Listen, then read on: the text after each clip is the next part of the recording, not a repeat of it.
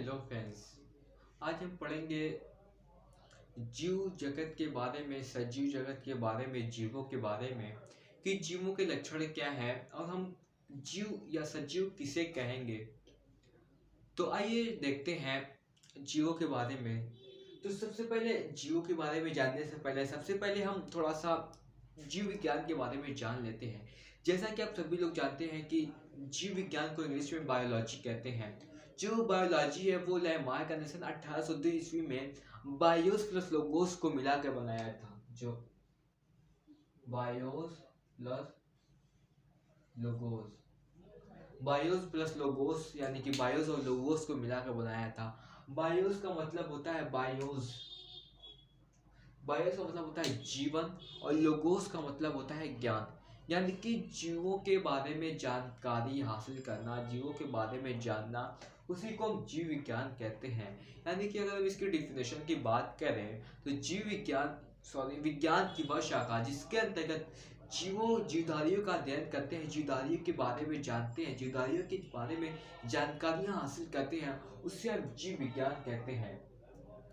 जो जीव विज्ञान है या जो बायोलॉजी है उसे दो कैटेगरीज में, दो शाखाओं में डिवाइड किया गया है, दो शाखाओं में बांटा गया है। एक है वनस्पति विज्ञान यानी कि बॉटनी, इसके अंतर्गत पेड़ पौधों के बारे में, वनस्पति के बारे में जान पढ़ते हैं, उसका अध्ययन करते हैं वनस्पति विज्ञान के अंतर्गत।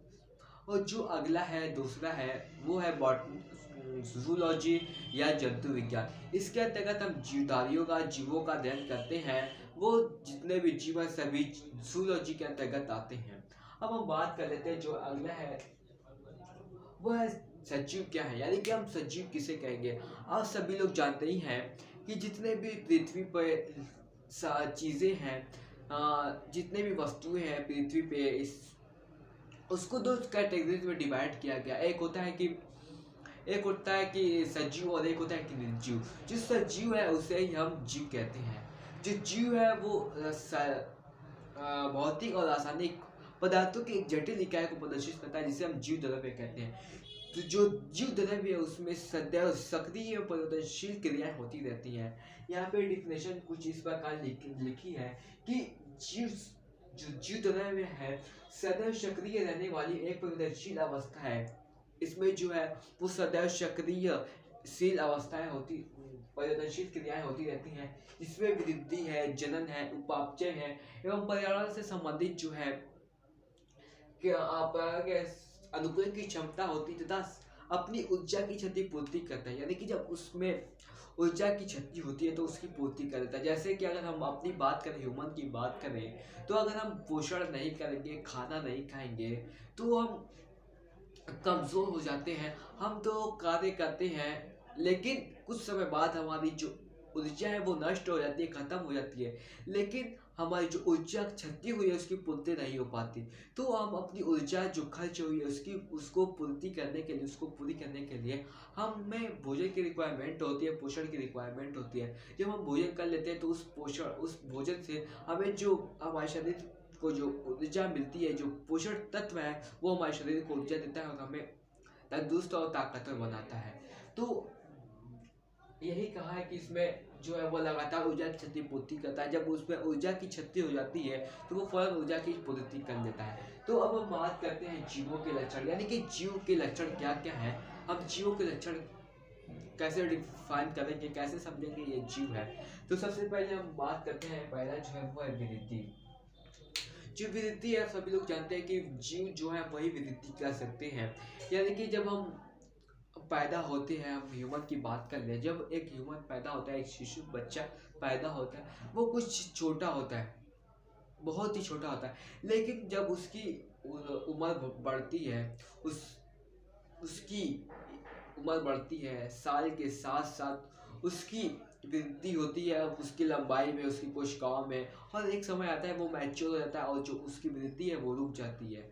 तो अगर वो जीव यानी कि जीवधारी है, हम ह्यूमन है, तो ह्यूमन की जो वृद्धि है वो एक सीमित है, वो एक समय बाद रुक जाती है हमारी पर, उसके बाद उसकी वृद्धि होना बंद हो जाती है, वो वृद्धि नहीं होती। लेकिन जो पेड़ पौधे हैं उनकी वृद्धि जो है वो जीवन पर्यंत होती रहती है, वो सदैव होती रहती है। यानी कि जो पौधों की वृद्धि होती है वो असीमित होती है, उसकी वृद्धि जीवन पर्यंत चलती रहती है, वो जब तक वो जिंदा रहेगा वो वृद्धि करता रहेगा। तो जीव जो है वो उनकी जो लक्षण है, जीवों के लक्षण वो वृद्धि में, यानी कि उनमें कोशिका विभाजन होगा, उनमें कुछ हाँ 2 कोशिकाओं से 4 कोशिकाएं, 4 कोशिकाओं के 8 कोशिकाएं, और उसमें जो लंबाई है उसमें ग्रोथ होगी, यानी कि हम संख्याओं में ग्रोथ को या लंबाई में ग्रोथ उसको ही वृद्धि कहते हैं। अब जो अगला है वो है पोषण। जो पोषण है वो मैंने बताया कि पोषण शरीर के लिए ऊर्जा की क्षतिपूर्ति के लिए पोषण की आवश्यकता होती है, हमें पोषण का रिक्वायरमेंट होता है। यानी कि जब हम काम करते हैं, थक जाते हैं, हमारे काम करते हैं, तो हमारे शरीर से जो ऊर्जा है बनी हुई है उसकी क्षति होती है, यानी कि खत्म होती है, और धीरे धीरे हम थक जाते हैं। लेकिन थोड़ा सा रेस्ट करते हैं, कुछ खा पी लेते हैं, तो हमारे अंदर फिर से वही जोश आ जाता है, ऊर्जा आ जाती है। क्यों? क्योंकि हम पोषण का जो भोजन है, भोजन का अपने शरीर में लिए हैं, और जो उससे पोषक तत्व हमें मिलता है वो हमें तंदुरुस्त, हेल्दी और ताकतवर बनाता है, और हमारी जो क्षति हुई है ऊर्जा की उसको पूरी करता है। अब जो है वो है उपापचय। जीवों में जो जैविक क्रियाएं होती हैं उसी को हम उपापचय कहते हैं। उपापचय जो है वो 2 भागों में, 2 कैटेगरी में डिवाइड किया गया है। एक होता है कि अपचय, एक होता है उपचय। जो उपचय है वो रचनात्मक क्रिया है, यानी कि उसमें रचनात्मक, यानी कि उसमें जैसे कि अगर हम बात करें 2+2=4 होता है, ये जो जुड़ा है, जुड़ के 4 बना है, इसी को हम बोलते हैं रचनात्मक, यानी कि रचना हुई है उसकी, उसमें वृद्धि। और जो अगला है वो अपचय, यानी कि विनाशकारी क्रिया, जिसमें जो विनाश करता है, यानी कि अगर ये जो 4 है इसको हम तोड़ दें तो ये 2 भागों में टूटेगा, तो ये जो 4 है वो टूट के 2 भागों में हुआ है, उसी को नाशकारी या विघटन क्रिया कहते हैं, अभिक्रिया कहते हैं। जो अब अगला जो है वो है श्वसन। श्वसन जो है वो सिर्फ और सिर्फ जो सजीव होते हैं, जो जीव होते हैं, जिनमें ये सब क्रियाएं पाई जाती है, वही जो है वो श्वसन कर पाते हैं। अगर हम चाहें अपने श्वसन को रोक लेंगे, कि जो हमारे शरीर में जो श्वसन क्रियाएं होती है, अगर हम चाहें उसको 2 मिनट या 4 मिनट रोक लें, तो ऐसा आप बिल्कुल नहीं कर सकते। हम बहुत रोक सकते हैं, हद से हद बहुत ज़्यादा। अगर हम योगा वगैरह करते रहेंगे, हमारी प्रैक्टिस रहेगी तो बहुत करेंगे, 1 मिनट अपनी सांस को रोक सकते हैं, उसके अलावा हम रोक नहीं सकते। ये हमारे हाथ में नहीं है कि हम रोक सकें। तो ये श्वसन है। और जो अगला है 5वां है वो है उत्सर्जन, यानी कि जो शरीर में अब अपशिष्ट पदार्थ होते हैं, जो जिसकी हमारे शरीर को रिक्वायरमेंट नहीं होती, हमारे शरीर को ज़रूरत नहीं होती, यानी कि वो हमारे शरीर के लिए हानिकारक होती है, विनाशकारी होती है। अगर वो हमारे शरीर में रहेगी तो हमारे शरीर को नुकसान पहुंचाएगी, हानि पहुंचाएगी, तो वो हमारे शरीर के किसी भी अंग के माध्यम से वो बाहर निकलता है, उसी को उत्सर्जन करते हैं, उत्सर्जन क्रिया कहते हैं। जैसे अगर हम एग्जाम्पल लें, तो अगर हमारे शरीर में पसीना होता है, वो पसीना हमारे शरीर के लिए हानिकारक अपशिष्ट है, तो वो हमारे स्किन के जरिए, त्वचा के जरिए वो बाहर निकलता है। मल मूत्र है वो भी हमारे शरीर में हानिकारक है, हमारे शरीर में अगर रहेगा तो हमें हानि पहुंचाएगा, उसकी हमारे शरीर को कोई रिक्वायरमेंट नहीं है, तो इसलिए वो बाहर निकल जाता है, इसी को उत्सर्जन क्रिया बोलते हैं। अब जो अगला है वो है जनन। जो जनन है वो सिर्फ और सिर्फ जीव ही करते हैं, चाहे वो लैंगिक हो चाहे वो अलैंगिक हो। और जो पौधे हैं वो कायिक जनन भी करते हैं, वेजिटेटिव रिप्रोडक्शन। लेकिन जो जीव है वो अलैंगिक जनन कर सकते हैं, यानी कि असेक्सुअल रिप्रोडक्शन कर सकते हैं, या सेक्सुअल रिप्रोडक्शन कर सकते हैं, लैंगिक जनन कर सकते हैं। तो जितने भी जीव हैं वो सभी जनन करते हैं, यानी कि उनके लक्षण भी जनन है। और जो 7वां है वो है जीवन चक्र।